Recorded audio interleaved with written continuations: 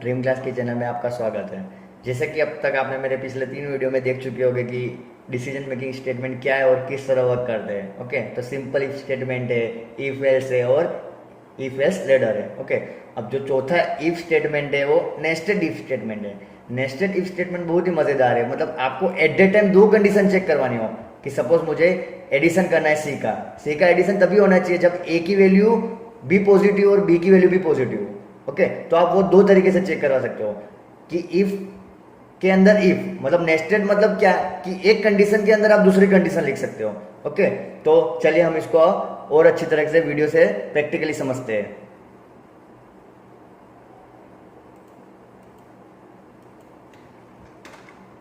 देखिए, जैसे कि आपने मेरी पिछले वीडियो में देखा होगा कि मैंने यहाँ पे सिंपल एक प्रोग्राम लिखा था जिसमें मुझे चेक करना था कि ए बी सी में से कौन सी वैल्यू लार्जर होती है। ओके, अब जैसे कि मैं इसमें अलग अलग वैल्यू डाल रहा हूँ 3, 4 और 6, तो मुझे आउटपुट मिल रहा है सी इज अ लार्जर। आप देख सकते हो मुझे आउटपुट मिल रहा था 5, 7 और 8, सी इज अ लार्जर। लेकिन मैंने आपको पिछली वीडियो में कहा था कि आप कमेंट बॉक्स में क्वेरी में लिखिए कि ये प्रोग्राम में कुछ प्रॉब्लम है। आपने अगर ए बी सी तीनों की वैल्यू को इंटरचेंज करके देखा हो अच्छे से कि सी की लार्जर मिली, कोई बात नहीं। अब हम ए की वैल्यू को लार्जर बनाते हैं, ए की वैल्यू भी लार्जर मिल गई। चलो अब बी की वैल्यू को लार्जर बनाते हैं, बी की वैल्यू भी लार्जर मिल गई। तो ए बी सी तीनों में मैंने अलग अलग वैल्यू इनपुट करके देखी, मुझे कोई प्रॉब्लम नहीं आया। ए की वैल्यू भी लार्जर मिल गई, बी की वैल्यू भी लार्जर मिल गई और सी की भी वैल्यू लार्जर मिल गई। प्रॉब्लम कहाँ आएगा जब आप यहाँ पे वैल्यू को ए की वैल्यू को जैसे कि मैं इनपुट कर रहा हूँ 5, 2 और 9। अब आना चाहिए क्या मुझे सी इज अ लार्जर, मुझे क्या मिला ए इज अ लार्जर। प्रॉब्लम यह आएगा। अब इस तीनों वैल्यू को हम हमारे प्रोग्राम से कंपेयर करते हैं। जैसे कि मैंने ए की वैल्यू डाली 5 और बी की वैल्यू डाली 2, तो 5 ग्रेटर देन 2 मतलब हमारा इफ का ब्लॉक यहीं पे एग्जीक्यूट हो जा रहा है। 5 ग्रेटर मतलब कंडीशन मेरी ये ट्रू हो गई, ए इज अ लार्जर मतलब मुझे आउटपुट में 5 ग्रेटर देन कि आपने जैसे कि ए की वैल्यू 5 और बी की वैल्यू 2 और सी की 9, तो आपको यहाँ ए इज अ लार्जर मिला, जो आउटपुट रॉन्ग है, देख सकते हो यहाँ पे, क्योंकि हमें आउटपुट में मिलना चाहिए सी 9 इज अ लार्जर। ओके, अब ऐसा क्यों हो रहा है? क्योंकि मैंने यहाँ पे इफ कंडीशन लिखी थी ए ग्रेटर देन बी, आपको यहाँ पे ए ग्रेटर देन बी मिल जा रहा है। अब इफ एल्स लेटर किस तरह वर्क कर रहा है कि उसको पहले ही इफ में कंडीशन ट्रू मिल गया तो वो एल्स इफ में जाएगा ही नहीं। एल्स में कब जाता है? पहले की आपको जैसे कि आपने लिखा पहले दोनों कंडीशन फॉल्स मिली तो ही वो एल्स में जा रहा है। ओके, अगर यहाँ पे मुझे स्टार्टिंग में इफ ट्रू मिल गया तो वो बाकी के स्टेटमेंट को स्किप कर देगा।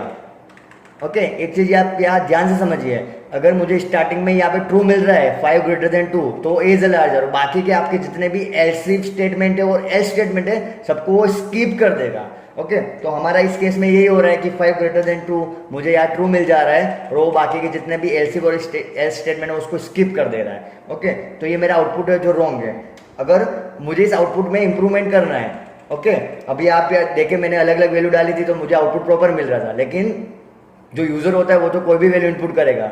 ओके, तो मैं अगर इस तरह की वैल्यू इनपुट करूंगा जिसमें ए की वैल्यू बी से ज्यादा हो तो मुझे आउटपुट प्रॉब्लमेटिक होगा।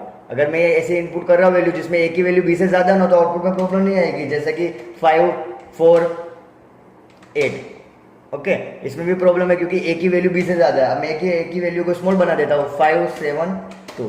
ओके, अब इसमें प्रॉब्लम नहीं है, लेकिन ये कुछ सिनेरियो पे ही वर्क करेगा जब मैं ए की वैल्यू को बी से स्मॉल रख रहा हूँ, ए की वैल्यू को बी से कम डाल रहा हूँ, तब उस सिनेरियो में वर्क करेगा। ओके, लेकिन ए की वैल्यू को बी से लार्जर डाल दी तो वो प्रॉब्लमेटिक होगा। तो इसको इंप्रूवमेंट करने के लिए हम 2 चीज यूज कर सकते हैं, जैसे कि हमारा जो फोर्थ स्टेटमेंट है नेस्टेड इफ स्टेटमेंट, उसको भी यूज कर सकते हैं। तो इफ के अंदर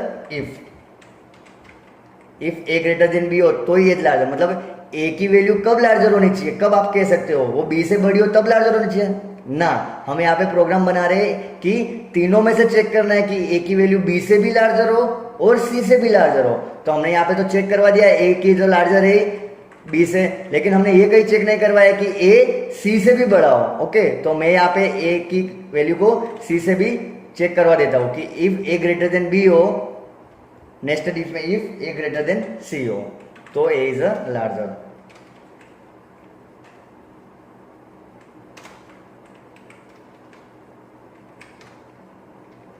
अब मैं मेरी वैल्यू इनपुट करता हूँ 5, 2। देखो अभी यहाँ पे मैंने ए को बी से बड़ा बनाया है। और सी को डालता हूँ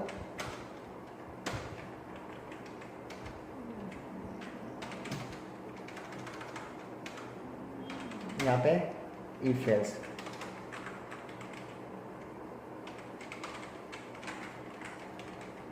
if A greater than C, A is a larger, else में C is a larger.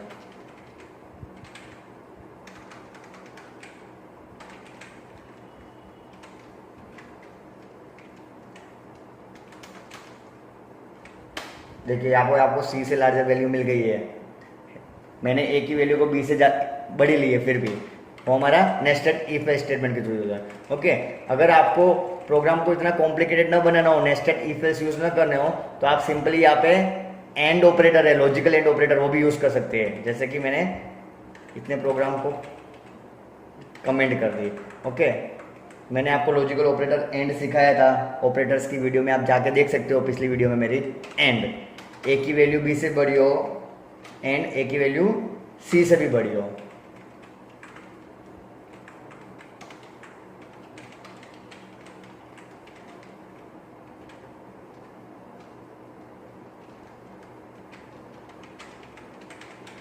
A is a larger।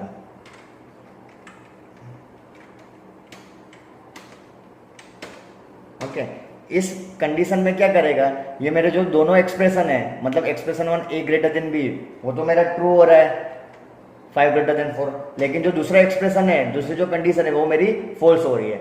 And operator क्या करता है, जब मेरे दोनों एक्सप्रेशन 1 एक्सप्रेशन 2, मतलब दोनों एक्सप्रेशन, दोनों मेरी कंडीशन ट्रू हो, तभी मुझे आउटपुट में सिंगल ट्रू रिटर्न करेगा, मतलब 1 रिटर्न करेगा, तभी कंपाइलर इफ ब्लॉक के अंदर जाएगा। मतलब मेरा जो दूसरा एक्सप्रेशन है वो मेरा फॉल्स रिटर्न कर रहा है। ओके, उसी तरह हमारा नेस्टेड इफ था। नेस्टेड इफ में भी यही हो रहा था कि पहले मुझे कंडीशन चेक कर रहा था, पहली कंडीशन मेरी चेक हो रही थी ट्रू, तभी वो मेरी दूसरी कंडीशन में जा रहा था। अगर दूसरी कंडीशन ट्रू हो रही थी तभी वो इफ के ब्लॉक में जा रहा था। ओके, तो आप नेस्टेड इफ को भी रिप्लेस कर सकते हो सिंपली लॉजिकल एंड ऑपरेटर से। ओके, तो हम चलिए इसको थोड़ा और डिटेल में थियरिकल कॉन्सेप्ट में समझते हैं कि नेस्टेड इफ किस तरह एग्जीक्यूट करता है और वर्क करता है।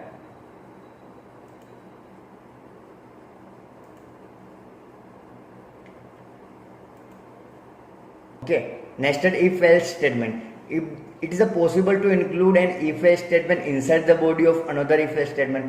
हमने देखा कि पहले जो हमारे if a greater than b वाले में था, हमें उसके अंदर ही एक और if else स्टेटमेंट यूज करना पड़ा था, क्योंकि a की वैल्यू मेरी b से बड़ी हो रही थी तो मुझे आउटपुट प्रिंट कर दे रहा था, c से वो चेक कंपेयर ही नहीं कर रहा था, पहले ही कंडीशन में मुझे आउटपुट रिटर्न मिल जा रहा था। ओके, तब हम नेस्टेड इफ स्टेटमेंट का यूज कर सकते हैं।